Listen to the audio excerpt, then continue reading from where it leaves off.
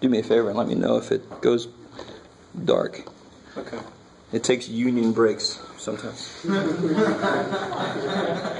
Yeah. All right. So multiply this by what? Now here's something you'll learn. You actually, what the mistake most of you guys make is not really a mistake. You foil the top, but what's going to happen a lot, especially in calculus, it's kind of built into the processes we apply, is stuff that's going to cancel. So I don't multiply it out until I see that nothing can cancel. And in fact, that's actually a really good general thing to do. You don't multiply stuff out. If you have a fraction, this thing might cancel. So you don't multiply. Does that make sense? Yeah. So don't FOIL this stuff out. What happens on the bottom? Here's the next level mistake. 1, and of course the middle terms cancel, minus x. So see, that's going to distribute.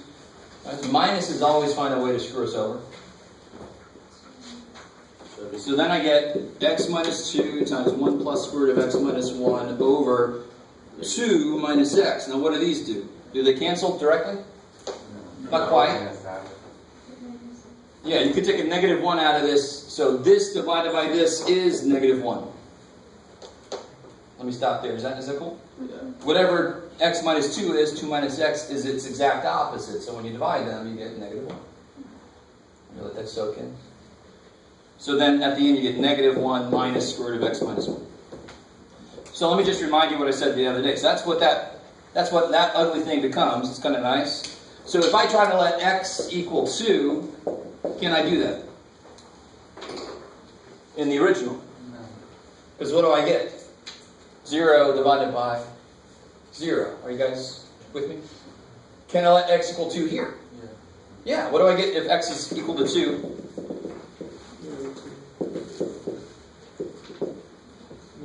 You get negative 2. So at 2, this is indeterminate. But what does it look like it's approaching? It looks like it's approaching negative 2. So the graph might look something like at 2, there's going to be a hole at negative 2. And whatever the hell it's doing outside of there, it just looks like it's approaching negative 2.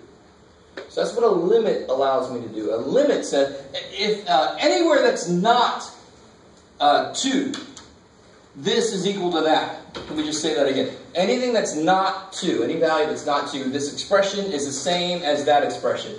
Is that cool? That's the fundamental idea of learning algebra, is when you manipulate things like this, you're not changing it, you're just making it look different, right? So these are the same if x is not 2. If x is 2, it's indeterminate. I don't know what the hell it is. You with me? All right, a little bit. So that's what limits allow me to do. Limits say, oh, you got a freaky thing at 2? Well, just get really close to 2. Right? I always think about like The Blob, the old movie The Blob. You know, like get really close. Don't touch it. You go, what the hell is that? That's a limit. Just gets really close to something freaky. So you can look at it, poke it with a stick, and even then it jumped on his hand and gross. Yes? I just had a question on one of your steps. When you said, okay, so they both cross cancel and you get negative 1. How come it's negative 1 minus? Oh, and then I distributed. Oh, okay. My bad, yeah. Okay. Distribute it through there. Cool. Okay. I lock it. I lock it. If you graph this on a calculator, it'll look like it's a straight line, but if you plug 2 in for x, it'll have an empty spot for y. And let's do that actually. So is that the tangent line right there, the negative 1 minus where I No. So you can talk about a tangent line at a point. It's not really a tangent line because this is this. Everywhere except 2. Right? So I just want to show you real quick on the graphing calculator what you get. Oh shit.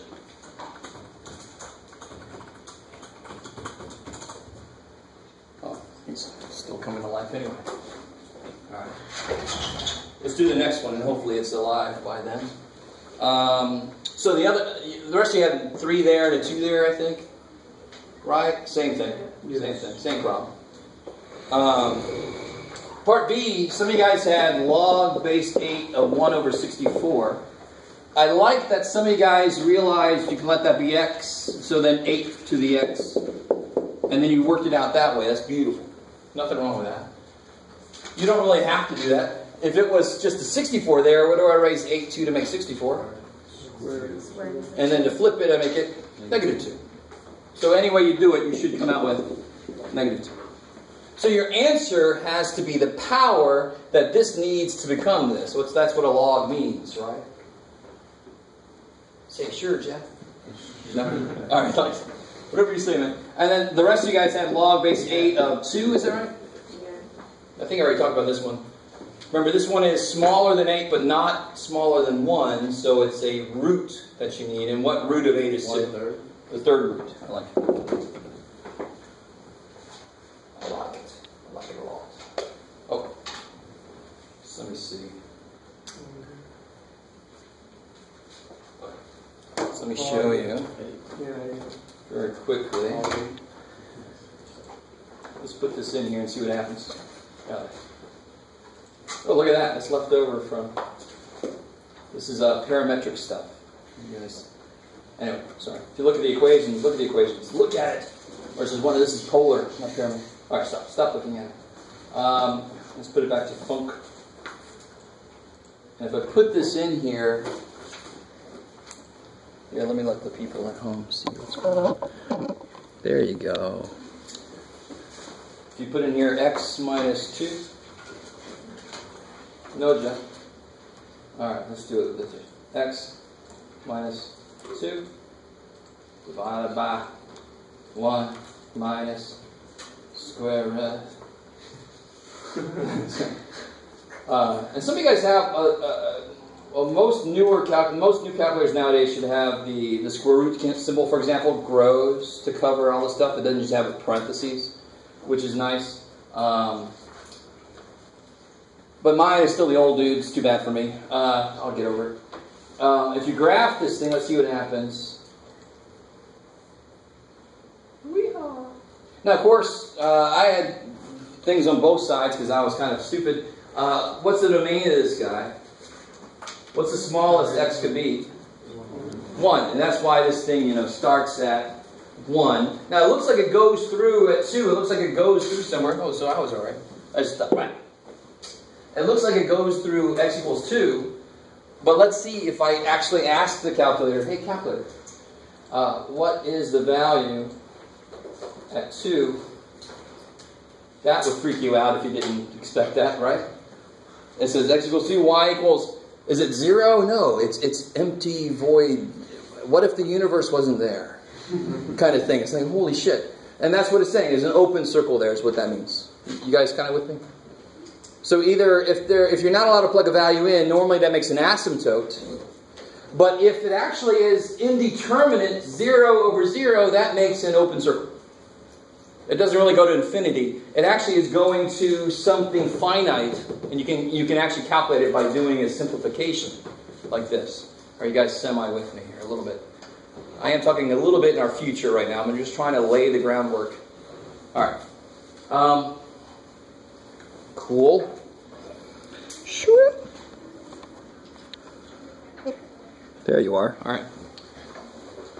Let's see. What else we got here? Oh, yeah, my favorite one, of course. Again, don't feel bad about having made this mistake. Feel bad if you do this mistake after today. Then I will make you feel bad. So some of you guys had this one, right? Yes. So the only thing you can do there is factor out 4. And then the square root of 4 is 2. That's crazy. And then the other one was 9 and 36, right? Right. So you can factor out a 9, which is 3, and that's it. Squared. Cool. That's all you can do. Because, of course, roots are powers. They're fractional powers. They don't play well with addition and subtraction. You should never just assume it's going to distribute across addition and subtraction because it can't. I like that reason. Why not? It can't. Cool. Okay. Number 2. 2a was a little bit, I don't know. A lot of you guys got all the way to something equals 0 and you stopped. And I didn't know if you ran out of time or something. But of course, the question is solve. So some of you guys had this one.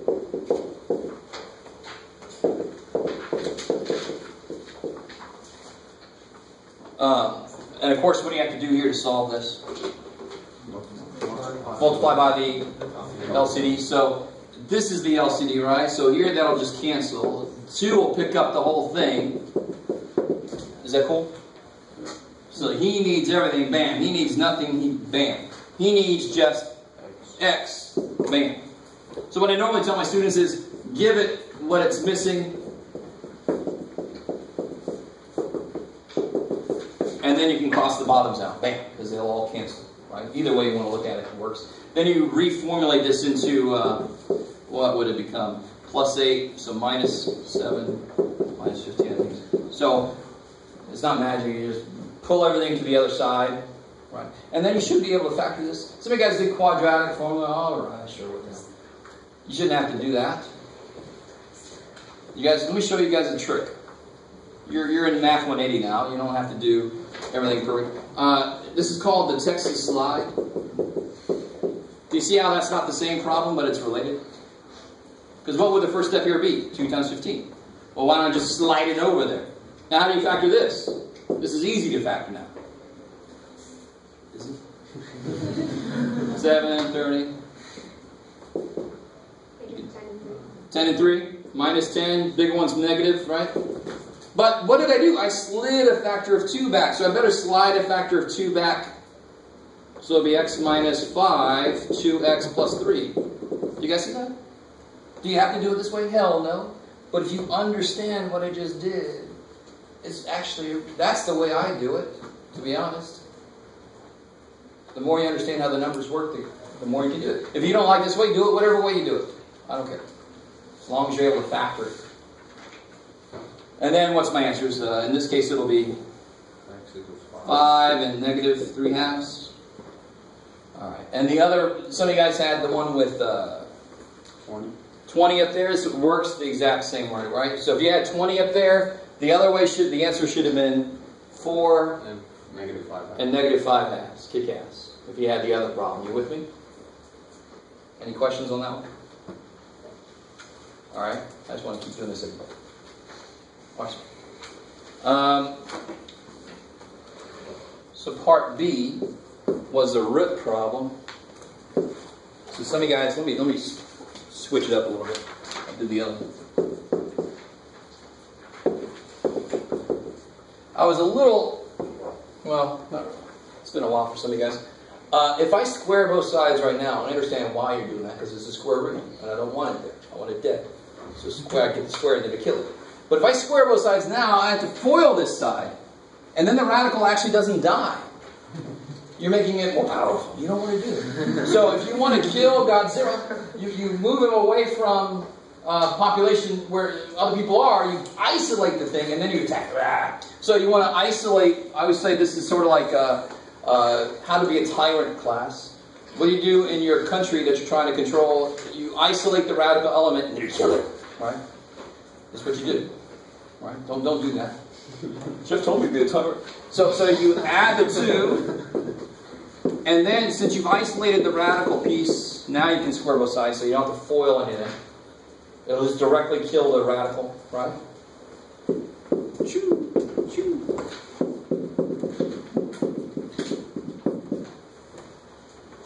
And now you get it equal to 0, and blah, blah, blah. Right? At the end, your answer should be, you should get 0 and 5, but 0 doesn't work. So on a lot of your papers, I gave you credit, but I put the word check, question. You always got to check your answers for radical equations, right? Because when you square, and again, whenever I teach this to my students, I try to make them understand it is not math's fault. Why would math give me an answer that doesn't work? Damn you, math. You're hard enough already, and you give me shit that doesn't work. Well, it's not math's fault. We squared. We lost track of if this was positive or negative. If x is 0, what kind of number is x minus 1? Negative. So can a radical equal negative? No, but we squared. So math goes, oh, well shit. I can't see to see what that would have been, so there's my two answers. And then we got to go, oh shit, it wouldn't have worked. You guys understand what I'm saying? A little tiny bit? Alright. Same thing here. I mean, why would there be answers? If I got one answer, would it not work here? If I got one answer, would not work here? Two would be okay. What answer would not work? 4? Or 0. So if I got either one of those, I'd have to cross them out. But so why did math give me those wrong answers? Because we multiplied by 0. Are you allowed to multiply both sides by 0? Are you? Yeah. If you could, are you? If you could, every equation would be 0 equals 0. We'd all be living in caves. That would all be good saying. That's exactly what would happen. But we multiplied both sides by 0. At the time, we didn't know it. At the end, math goes, hey, you did something weird. That's the most math can do. And we go, oh shit, we didn't know.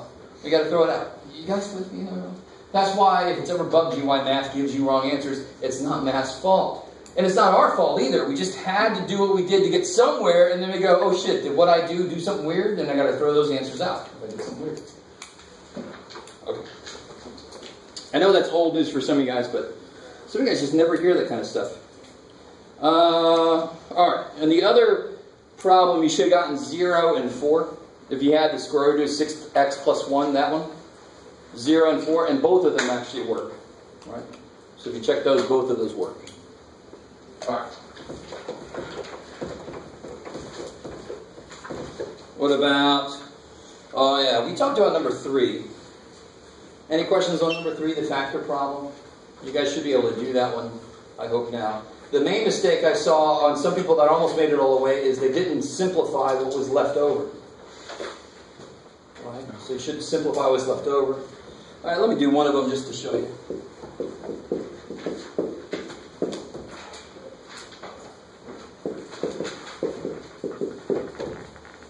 Alright, so one of you guys, some of you guys had this, and the other one's going to work basically the same way. So I can take out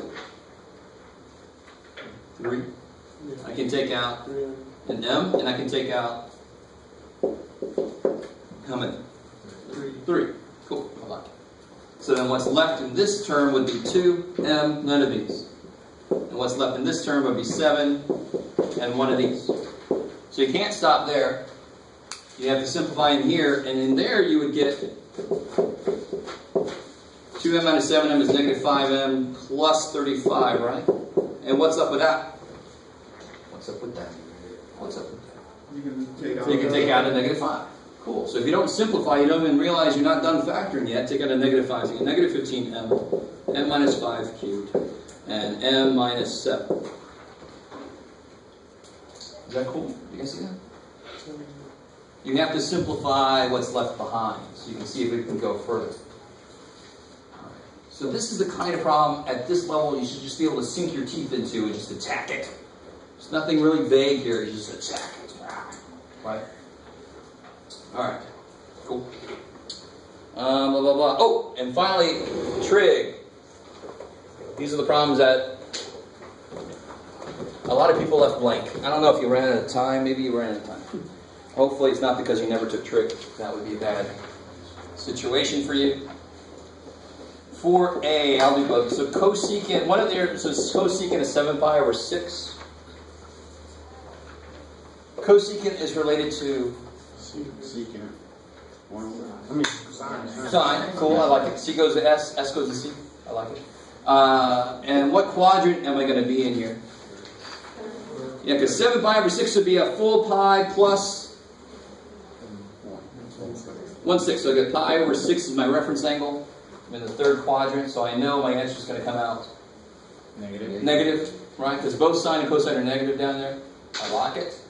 So now you just got to figure out, and the way I think about it is, if you, again, so it sucks, sine likes y, cosine likes x. The closer I am to the x-axis, the smaller sine is, the bigger cosine is, right? So I don't have to memorize anything.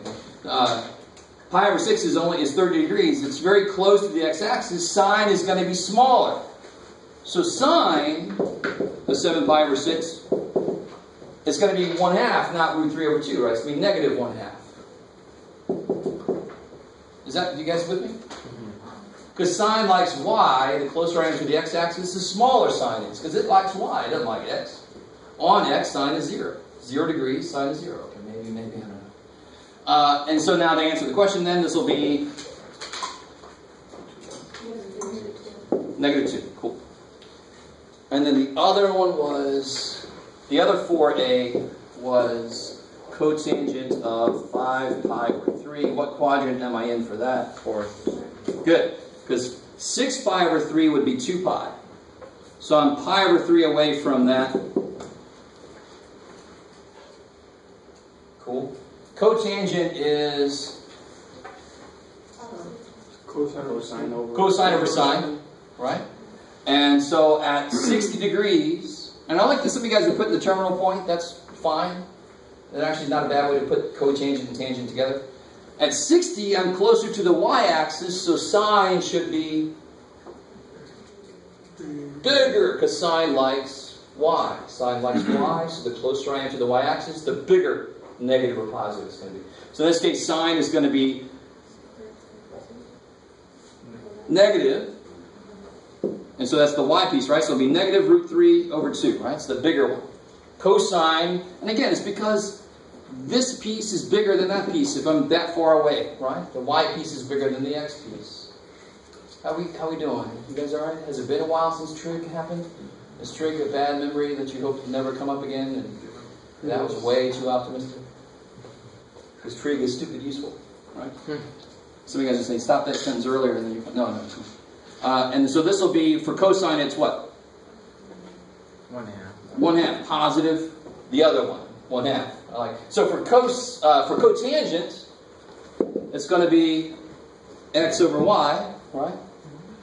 So then it'll be 1/2 over negative root 3 over 2. I love it when suddenly I get a 4 out of this, and I'm not picking on anybody, because I got a few people that gave me 4 somehow. What the hell's that? What happens to the over 2s? Switch. They cancel. You multiply top and bottom of 2, right? They cancel. So then, and then what should you really, I gave credit for this, but what should you really do with that? Rationalize it. Right. Alright, so there's a lot of different ways to memorize your trig values. If you got your own way that's not my way, I don't care. You just keep doing it your way. I love it. Right? My way is my way, whatever. It doesn't have to be your way. Okay. Yes? So did I get marked down because it didn't show work, or Maybe. because I used the wrong question? Yes. Oh, I don't know. Wait a minute. What did I kill you? No. Well, oh yeah, you're in the wrong. That was freaking me. I didn't really see how. Yeah, no work. Yeah, I didn't see how that came out. So I'm big on partial credit. I give as much partial credit as I can, and the more work you show me, the more partial credit I can give. No. Let's see. Part B, I think that's the last problem. Part B for some of you guys was secant of 600 degrees. And of course, what's the main idea in this kind of problem when you have such a large angle measure? See how many times you can take it out of 300. Yeah, exactly. Subtract 360 and you get to the same question again, right? 240. Good, so 240. And where's 240? It's 180 plus 60. So that's how I always figure out reference angles, right? Go to your main, your 180 or your 360 or your pi, 2 pi, whatever, and you say how much beyond or before that am I? Right, that's all you got to do. So this is 60 degrees. Secant is related to cosine, so this equals negative 1 over cosine of 60 degrees. Let me let you guys soak that in. So secant is 1 over cosine. 60 degrees is the reference angle, but the answer is going to be negative because I'm in the third quadrant. Is that cool? Negative right too. And now you just got to remember what cosine of 60 is. And cosine likes x, 60 degrees is far away from x, so it's going to be the smaller option. So it's going to be 1/2. All right. So I end up with negative 2. Kick ass.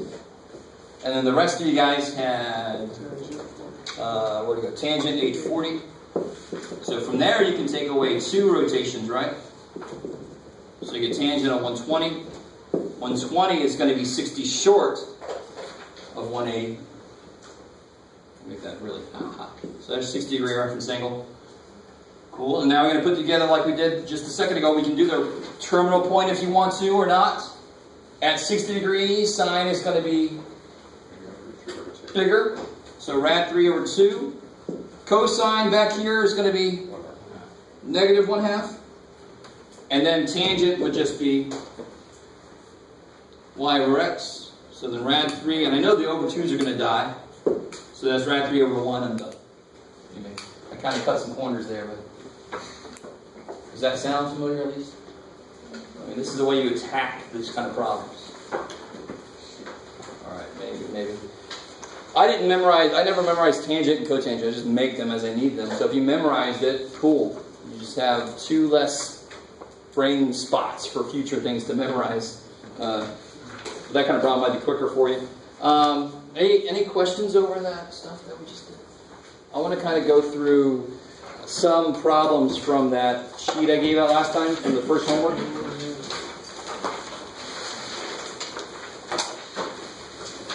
Today, I want today to be a time, hopefully some of you guys worked on this.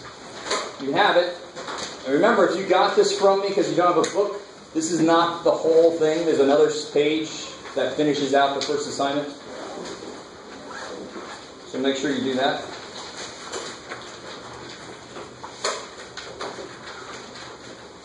So we did number 1 and 2 yesterday, I believe.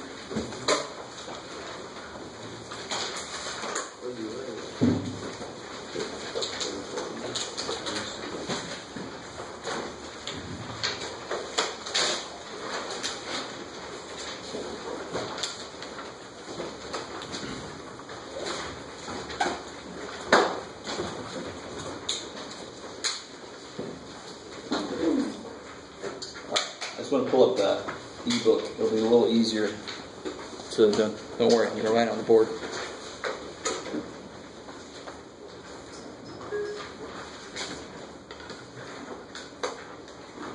Siri, like, where am I? Alright, let's see, where am I going? Here it is. Ebook. So see, there's 9 of you in WebAssign now. Cool. If you guys haven't looked recently, if you're in WebAssign, I put the 2.1 and 2.2 if you want to try to get a little ahead. Never a bad idea. Let's see.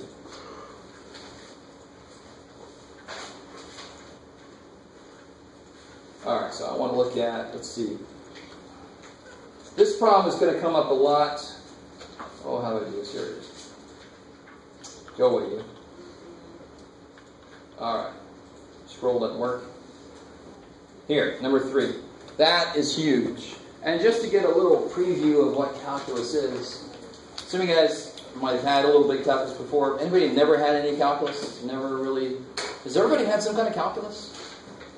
Pre-calculus does not count, because that's pre-calculus. So the main thing with calculus is slope in algebra is very rigidly defined because we can only handle straight lines. The minute my line curves, what happens to the slope?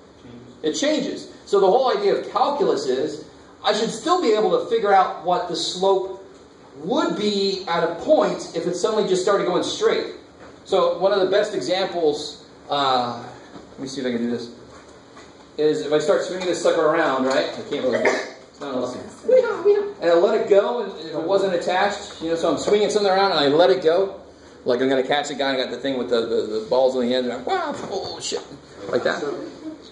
Sure, that'll work too. So I'm swinging something around and I let it go, that would be like the tangent line. Somebody else said that this earlier. If it suddenly started going straight, instead of going in a circle or whatever it's doing, if it just suddenly started going straight, whatever it's defined right at the point, that is the heart of the first part of calculus, is figuring out what the slope is at a point.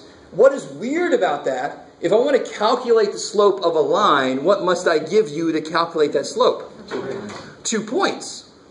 So the first thing we got to learn is how do I calculate something for 1 point that must always be given 2 points. That's weird, right? But the beautiful thing is, I want to show you with this problem here. Watch this. This is really cool. This little dude, this difference quotient, is going to rule our life for a little while once we get into chapter 2. Some of you guys might know that. Let me ask you this. If I had a point A and a point, not a point, but a coordinate A and A plus H on the x-axis, let's say f of A is here and f of A plus H is there. And the function is doing all kinds of weird little shit, whatever the hell it's doing. Right? Loch Ness Monster function. And I want to know just what's the slope, what's the slope between those 2 points, right? So that's kind of silly. Does it really relate to the actual function I'm looking at? No, because there's a lot of weird shit going on in the middle. So what would make it better? I'm trying to figure out what the slope is right there. So why is that bad? Because my other point is so far away. So what do I want to let happen with these? Get closer. So that would be letting H go to 0. But notice, now, let's actually create this. What's the slope? What are my 2 points? What are my 2 points? Remember, it's x, y. A, f of A, and A plus H. F of A plus H. Take a second and figure out what the slope is between those 2 points. This is where students let go of it. If right now you said, there's no numbers, make your brain stop saying that shit. No numbers doesn't mean a damn thing, right? If there were numbers, what would you do? Would it do the same damn thing? Right? So if anybody's suddenly freaking out, yeah, exactly. Some of you guys are realizing, you're already going, well, you're going there, Jeff, shit. But what's the slope defined to be? y2 minus y1 over x2 minus x1 when you want to go really old school, right? So it'll be f of A plus H, that y minus the other y, over A plus H minus A.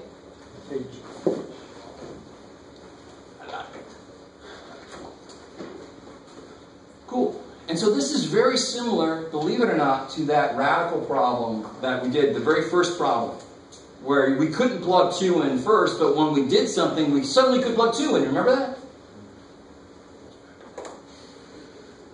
So here, if I'm given a function and I simplify this down, this h is going to cancel, and then suddenly I can let h become 0, like I want it to be. Why do I want h to be 0? Because I want these to be really close. And I can't let h equal 0, because then how many points would I have if I let h be equal to 0? I would have 1 point. And I can't get a slope from 1 point. But I can take a limit as h goes to 0. I can let it get as close to 0 as possible. And that would be a really good indication of where it's headed. Does that sort of make sense? And again, this is a little preamble. This is a little bit of laying some groundwork for later. So if you don't totally understand yet, you're fine. Okay. Cool.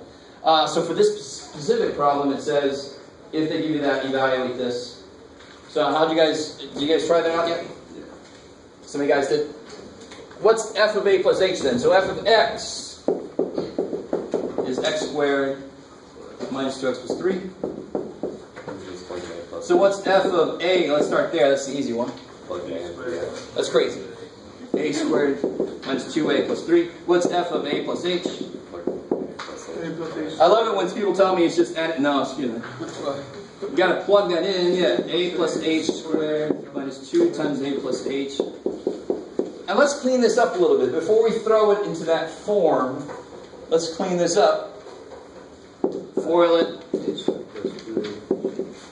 My h is looking like a B. Distribute it. And does anything cancel? No. Too bad for you. So then I can throw it into that form. So then I get, let's see what we get. We get f of A plus h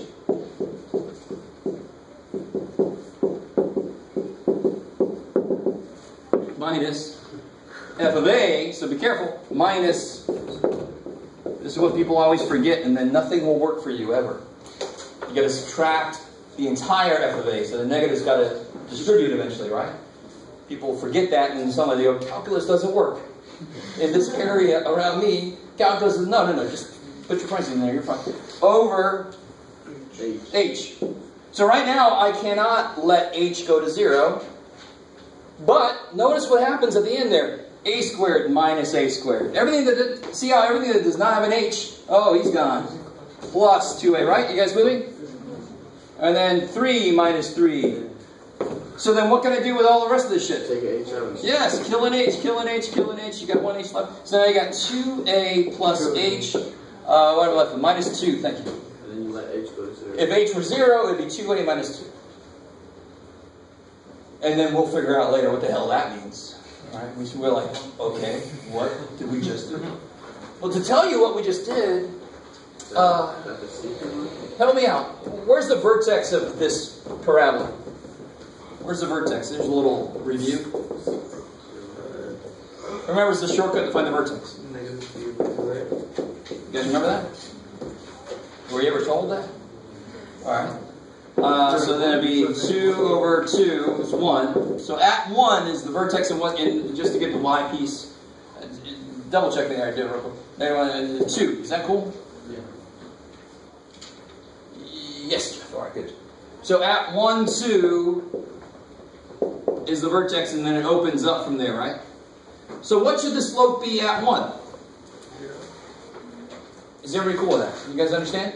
At 1, the slope should be 0. And remember, this whole process was, here's a plus h. If you want to know what the slope is at a, you let h go to 0, right? So if I want to verify, at 1, the slope is supposed to be 0, isn't it? Because that's where it bottoms out. That's where it would just go straight from there. That's flat at the bottom. Are you guys with me? Yeah. And sure enough, if you let a be 1 and h be 0, what do you get? 0. Holy shit. At 0, what should the slope be? At 0, the slope should be, so as I'm moving, -2. at 0, the slope should be very negative. Does that make sense? And then it becomes 0, and then the slope becomes very positive. Is that cool? Obviously, we're going to get much deeper into what I just did. But I just want you to get the idea now, so that when we do the real technical shit, you're not as freaked out.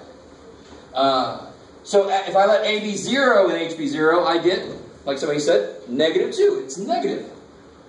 So the slope of a parabola, so x, if it was just x squared, its slope at any point would be 2x. All right. We're going to learn that. And see, if I got rid of all this other shit, x squared, 2x basically, and if I put an a in there. You guys with me? A little tiny bit. Thankfully, that seems to be maybe a rule where that comes down there. That's interesting. We'll get there. Some of you guys had calc before, are like, yep. We'll prove it eventually. All right, that's enough of that. So I really expanded on that problem a lot. All right. Let me see. The mouse is scared of me now. I'm not sure what I'm going to do. All right. How are we doing with these domain and range problems here? Range is something you're not maybe as used to getting. Domain you should be able to handle. Number 5, how do you find the domain of any fractional expression? So the bottom equals 0 and say it can't be that. Right? Any even root, how do you find the domain? And I like that problem because it's hard. Say again. Greater than or equal to 0. I like it. So number 6 is square root of 16 minus x to the 4. Yes. So to find the domain of this, the only thing you're allowed to put in there, and when I say domain, if I'm not specific, I mean real numbers, right? I have to be very specific. I have to say domain over the complex numbers if I mean I'm allowing complex. If I just say domain, real numbers. So that's why the inside of an even root has to be what?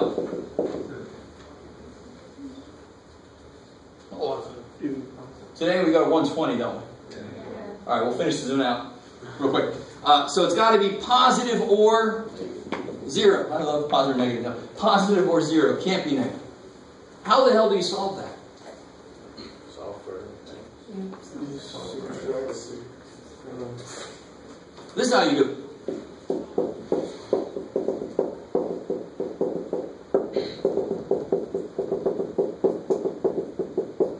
Because if you just pull this over and take the fourth root of both sides, you're not going to get all the answers. I don't know if you remember how to do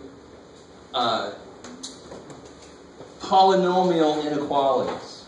It's the quickest way to say that, I guess. Polynomial inequalities, you got to look at where is this 0, where is it positive, where, do you remember, have you guys ever made little, you should have been if you've taken pre-calc, it's 0 at -2 and 2, and some complex number, so who cares about that? Right? And then you start investigating, so it's 0 there, it's 0 there. At 0, it's 2 times 2 times positive, it's positive. And then some of you guys might remember the multiplicities. You remember this? This is the whole graphing section, and you're like, what use is this? Yeah, that's right.